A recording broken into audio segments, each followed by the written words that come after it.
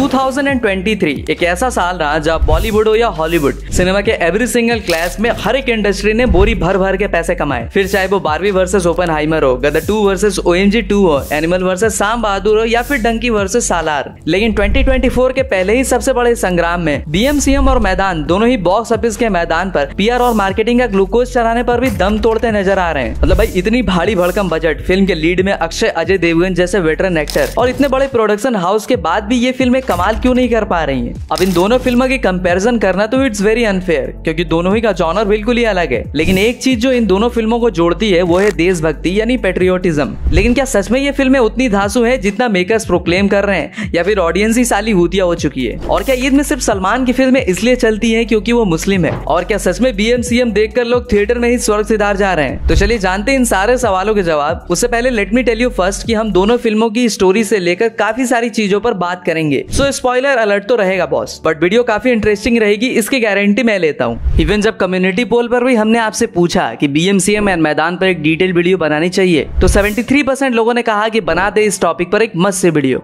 आज जब मैं स्क्रिप्ट लिख रहा हूँ यानी 14 अप्रैल रात के 2:13 पे, अब तक BMCM को रिलीज हुए 3 दिन हो चुके हैं, तो मैदान को 4 दिन, क्योंकि अक्षय कुमार ने कहा था कि हम तो ईद पर ही आएंगे। अगर ईद 11 को है तो फिल्म भी 11 को ही आएगी। जहाँ फ्राइडे यानी 11 अप्रैल को रिलीज हुई BMCM ने 36.33 करोड़ से एंट्री ली, जो कि मेकर्स के एक्सपेक्टेशन से काफी ज्यादा है। हाँ, मेकर्स ने इससे बहुत कम एक्सपेक्ट किया था। तो वही 10th को आई मैदान ने वर्ल्ड वाइड सिर्फ 10.7 करोड़ से एंट्री मारी। डे 2 तक BMCM 55 करोड़ क्लब में शामिल हो गई। तो वही डे 2 पर मैदान और भी लुढ़क जाती है और सिर्फ 9.85 करोड़ कमा के वर्ल्ड वाइड 20 करोड़ भी टच नहीं कर पाती। बाकी सारी चीजों पर बात करने से पहले आपको ब्रीफली दोनों ही फिल्म की स्टोरी बता देते हैं। तो स्टार्ट करते हैं BMCM से। फिल्म की स्टोरी स्टार्ट होती है एक ऐसे प्लॉट से जहाँ अपनी इंडियन आर्मी एक काफी सीक्रेट पार्सल को काफी सो कॉल्ड सिक्योरिटी के साथ ले जा रही होती है। तभी फिल्म के पहले ही सीन में एक मुखौटा मैन जो कि इंडियन सोल्जर से बड़ी आसानी से वो पार्सल लेकर चला जाता है, और इस अटैक में हमारे कई सारे जवान शहीद हो जाते हैं। ये विलन इतना खूंखार और चालाक होता है कि अगेन एज यूजुअल एक विलन के सामने अपनी नेवी, आर्मी, एयर फोर्स तीनों की तीनों धड़ी की धड़ी रह जाती हैं। आप लोगों की एक कीमती चीज में लेके जा रहा हूँ। I hope you don't mind. The package is the most powerful and dangerous weapon ever to be made in this country. फिर अपने इंडियन फोर्स को अपने ही स्कूल से एक्सपेल्ड किए हुए 2 बच्चे, साफ लफ्जों में कहे तो निष्कासित किए हुए, अरे कहना क्या चाहते हो? I mean कोर्ट मार्शल किए हुए 2 सोल्जर्स की याद आती है, कैप्टन फिरोज यानी अक्की एंड कैप्टन रॉकी यानी टाइगर। फिर अब से मानुसी चिल्लर जी निकल जाती है इनको मनाने के लिए, और इसके बाद ही क्रिंज डायलॉग्स और बेमतलब सीन्स का सिलसिला स्टार्ट होता है। एक सीन में टाइगर भैया कहते हैं कि टेररिज्म में भी नेपोटिज्म। तो दूसरे सीन में वो घोड़ों की तरफ इशारा करते हुए कहते हैं कि लोग प्यार में गधे बन जाते हैं, ये तो घोड़े बन गए। और यहीं में पता चलता है कि फिल्म का नाम खोटा सिक्का हो सकता था, लेकिन आखिर में बड़े मियाँ छोटे मियाँ को लॉक किया जाता है, क्योंकि ये दोनों हर मिशन का नाम फिल्मों के ऊपर जो रखते हैं। फिर अपने बड़े मियाँ छोटे मियाँ किल काउंट करते हैं एज PUBG 16 एंड फौजी 20। मैं सिर्फ इतना ही कहूंगा कि भैया ये 2.5 घंटे की फिल्म नहीं है, बल्कि सिर्फ 1.5 घंटे की है, क्योंकि फर्स्ट हाफ को अननेसेसरली च्युइंगम की तरह खींचा गया है, और ऊपर से वो क्रिंज डायलॉग्स, मतलब कहाँ फूक दिए वो 350 करोड़, जब डायलॉग्स राइटिंग किसी 15-16 साल के टीनेजर से ही करानी थी। ऊपर से सुल्तान, टाइगर जिंदा है, भारत जैसी फिल्में देने वाले अली अब्बास जफर से आपसे बेटर उम्मीद किए थे हम। इंटरवल तक मैं सोच ही रहा था कि बेन स्टॉक पैसे तो बर्बाद हो गए, और थिएटर के फ्री का पानी और शर्मिंदगी की घूंट पीकर मैं वापस थिएटर की तरफ प्रस्थान करता हूँ। लेकिन अचानक से फिल्म की स्टोरी काफी बेहतरीन मोड़ ले लेती है, और तब जाके पता चलता है कि जो पार्सल अपने मेन विलन यानी सुकुमार जी ने चुराया था वो कोई ठोस, तरल या गैसीय पदार्थ नहीं, बल्कि अपनी सोनाक्षी सिन्हा जी है। क्योंकि सोनाक्षी यानी अपनी प्रिया दीक्षित इजराइल या उससे भी 100 टाइम्स बेटर आयरन डोम डेवलप करती है, जिसका नाम होता है करण कवच, जो हमें पाकिस्तान और चाइना अटैक से बचाता है। लेकिन इस टेक्नोलॉजी को किसी हार्ड ड्राइव में सेव करने के बजाय वो इसे अपने दिमाग में इंसर्ट करवा लेती हैं। सोनाक्षी यानी किडनैप कैप्टन प्रिया को छुड़ाने के लिए ही बड़े और छोटे मियाँ जाते हैं, लेकिन अपने विलन भाई साहब इनका भी इंतजाम फिट किए होते हैं, और इन्हें मिलता है इन्हीं के DNA से बना और इनसे काफी बेहतर इनका ही क्लोन। लेकिन फिल्म आने से पहले अपने बादल बाबा BMCM को ट्रोल करने में इतने बिजी हो जाते हैं कि बिना फिल्म देखे ही जजमेंट दे देते हैं। इवन मूवी के एंड में जो एक ट्विस्ट के नाम पे ट्विस्ट डाला था उन्होंने कि अक्षय कुमार के कैरेक्टर को AI पोजेस कर लेगा। देखो दोगला इंसान पहले बुरा बोलता है फिर अच्छा। भाई साहब कुछ ज्यादा नहीं हो गया? मतलब कुछ भी। इसलिए कहते हैं कि जल्दी जल्दी में वीडियोस नहीं बनानी चाहिए, लेकिन हमें तो व्यूज छापनी है। बादल भैया के ही वीडियो पे एक बंदा कमेंट करता है कि अगर मूवी में SRK होता तो ये ब्लॉकबस्टर बोलता है। अरे बाप रे, ये तो धोती खोल रहा है। सी, मैं ऐसा नहीं कहता हूँ कि आप सारी मूवीज को अप्रिसिएट ही करो, जो अच्छी है उसे जरूर अच्छी कहो, जो आपको ठीक ना लगे तो अपना ऑनेस्ट ओपिनियन दो, लेकिन फिल्में देखने के बाद हाँ तो स्टोरी पे वापस आते हैं तो वे अपने विलन भाई साहब बड़े और छोटे दोनों को घुटने पे ला देते हैं और अपना चेहरा दिखाते हैं। तब उन्हें पता चलता है कि अरे ये तो अपना लंगोटिया यार डॉक्टर कबीर है। दरअसल होता कुछ ऐसा है कि डॉक्टर कबीर अपनी आर्मी को 15 ईयर्स की मेहनत के बाद एक प्रोजेक्ट प्रेजेंट करते हैं जिसमें वे इंडिया के बेस्ट ऑफिसर्स के DNA से कुछ ऐसे क्लोन्स बनाते हैं जो उस सोल्जर से भी हर एस्पेक्ट में काफी बेहतर होते हैं। और डॉक्टर कबीर कहता है कि हमें जंग टेररिस्ट अटैक्स में अब से अपने सोल्जर्स नहीं बल्कि इन क्लोन्स को भेजना चाहिए, जो बात हाई कमांड को बिल्कुल भी पसंद नहीं आती। और वो कहते हैं कि एक बंदा अगर इन सबको कंट्रोल करेगा that is going to be very dangerous for India, और इसीलिए वो ये ऑफर ठुकरा देते हैं। लेकिन अपने डॉक्टर कबीर उनसे भिड़ जाते हैं, लेकिन डॉक्टर कबीर को सरेंडर करके ये प्रोजेक्ट टर्मिनेट करने को कहा जाता है। वो ऐसा तो बिल्कुल नहीं करते हैं, एज यूजुअल पठान के जिम की तरह इनसे बदला लेते हैं और डॉक्टर प्रिया के दिमाग से वो आयरन डोम वाली टेक्नोलॉजी निकाल कर इंडिया का आयरन डोम अपने कब्जे में कर लेते हैं, जिसके बाद चाइना और पाकिस्तान इंडिया पर मिसाइल्स और दूसरे वेपन से अटैक करने लग जाते हैं। लेकिन जीत तो आखिरकार अपने बड़े और छोटे मियाँ की ही होती है और वो इंडिया और खुद दोनों को सेव कर लेते हैं। भाई इस फिल्म के एक्शन डायरेक्टर को तो 100 तोपों की सलामी है, क्या बवाल सीन्स और विजुअल उन्होंने ऐड करवाई है। मतलब रोहित शेट्टी की फिल्मों से भी ज्यादा गाड़ी उड़ी है इस फिल्म में। और विलन के डायलॉग जिसने भी लिखे हैं मतलब झक्कास। फिर चाहे वो विलन वाला ये डायलॉग हो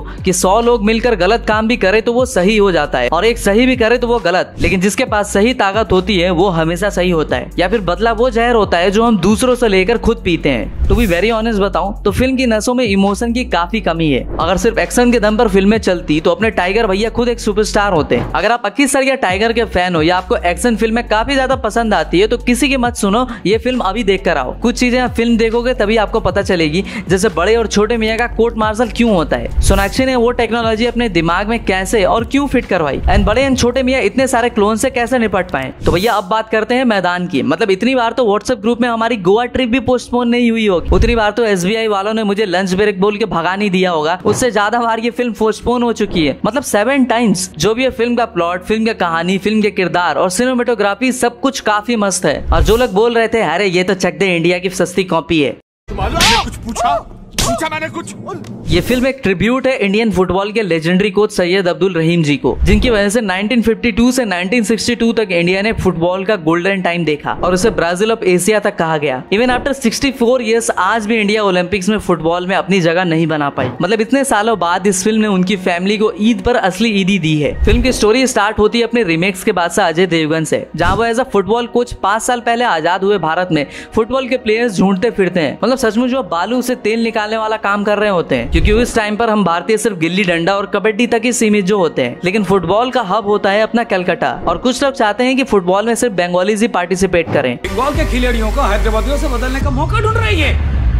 मुझे लगा था आज आखिर हिंदुस्तान की बात होगी। फिर अजय देवगन का एक घासो डायलॉग होता है कि हम ना सबसे बड़ी मुल्क है, ना सबसे बड़ी फौज, ना सबसे बड़ी ताकत, लेकिन फुटबॉल हमारी पहचान बना सकती है। और इसीलिए वो डिमांड भी करते हैं कि फुटबॉल टीम सिलेक्शन का पूरा जिम्मा कोच को दिया जाए। और वो इंडिया के गली गली से एक से बढ़कर एक प्लेयर ढूंढ कर लाते हैं और इसी की वजह से इंडिया ऑस्ट्रेलिया जैसे टीम को भी धूल चटा देती है। एंड अगेन अजय देवगन की परफेक्ट फैमिली वाली इमेज अपने को देखने को मिलती है। और प्रिया मनी जी भी उनके वाइफ का रोल काफी बेहतर तरीके से परफॉर्म करती है। वैसे अपने कोच का रोल तो कई लोगों ने किया, लेकिन सबसे ज्यादा अगर कोई फेमस हुए तो वो रणदीप हुड्डा इन सुल्तान, तो दूसरे SRK इन चक दे इंडिया। लेकिन मैदान में Ajay Devgan also nailed it in the character of Syed Abdul Rahim. Media और बाकी कुछ बोर्ड मेंबर्स की कॉन्स्पिरेसी की वजह से सैयद को कोच से हटा दिया जाता है और फिर इंडिया 8 में से 7 मैच धड़ाधड़ हार जाती है। लेकिन तभी सैयद अब्दुल को कैंसर डायग्नोज होता है और डॉक्टर उन्हें कह देते हैं कि you have just 9 to 10 months। लेकिन सैयद का फुटबॉल को लेकर ऐसा पागलपन होता है कि वो अपनी फैमिली को भी छोड़ के बोर्ड के एक सीनियर मेंबर को सब बताते हैं। फिर वोट के अकॉर्डिंग फिर से उन्हें कोच चूज कर लिया जाता है। तभी इंडिया जब फिर से जकार्ता जाने वाली होती है, लेकिन फॉरेन रिजर्व की कमी की वजह से फाइनेंस मिनिस्टर इस ट्रिप को कैंसिल कर देते हैं। लेकिन हार ना मानने वाले सैयद अब्दुल रहीम उन्हें भी कन्विंस कर लेते हैं। तभी इंडिया के अपने स्पोर्ट्स मिनिस्टर इंडोनेशिया को, ताइवान और इजराइल को अपने कंट्री में ना आने के डिसीजन को क्रिटिसाइज करते हैं, जिसकी वजह से टीम इंडिया को भी उनके देश में काफी बैकलैश झेलने पड़ते हैं। और इंडिया टीम की गाड़ी पर मॉब अटैक भी करती है और पूरे स्टेडियम में उन्हें ऐसा ट्रीट किया जाता है जैसे वो किसी दुश्मन देश से हो। लेकिन कैंसर से भी लड़ते हुए सैयद अब्दुल रहीम टीम का मोरल डाउन नहीं होने देते हैं, रखेगी। वह India first and last football में गोल्ड दिलाने वाले अपने सैयद अब्दुल रहीम की स्ट्रगल जर्नी, कैसे वो मरते दम तक फुटबॉल के लिए लड़ते हुए दिखाई देते हैं। फिल्म की सिनेमेटोग्राफी, खासकर फुटबॉल मैचेस वाले वो क्लोजअप सीन्स, ऐसा लगता है कि मैदान में फुटबॉल प्लेयर्स के साथ दौड़ दौड़ कर सीन शूट किए गए हैं। और इस फिल्म में सारे एक्टर्स जो फुटबॉल खेलते हुए दिख रहे हैं ना, दरअसल they are actually football players in their real life too. और अगर फिल्म के विलन को देखकर गुस्सा आ जाए तो समझ लो उनकी एक्टिंग सफल रही। और मैदान में गजराज राव ने रॉय चौधरी के रोल में वही काम किया है। फिल्म में अगर चक दे इंडिया या सुल्तान की तरह एक दो मस्त जोशीले गाने होते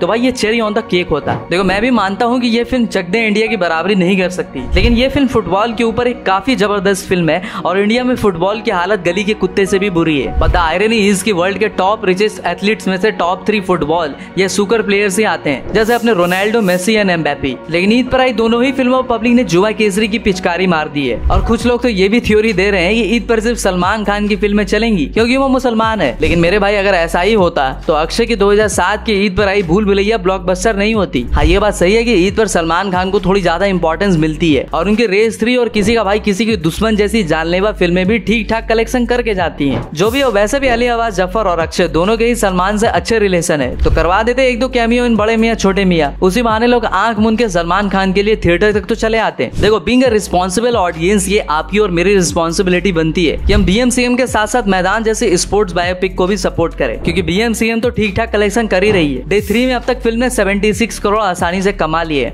और ये फिल्म 400 से 500 करोड़ भी कलेक्शन कर सकती है। लेकिन हमें मैदान को सपोर्ट करना है कि फुटबॉल का क्रेज बंगाल से निकल के पूरे इंडिया में दिखे। एंड स्पेशली दादा तुम्हें जो एक जन बंगाली तो मैदान टा निश्चय किए देखे आसो। वैसे आपको ये वीडियो कैसे लगे और हमें और किस किस टॉपिक्स पर वीडियो बनानी चाहिए कमेंट में बताना। तब तक के लिए हर हर महादेव।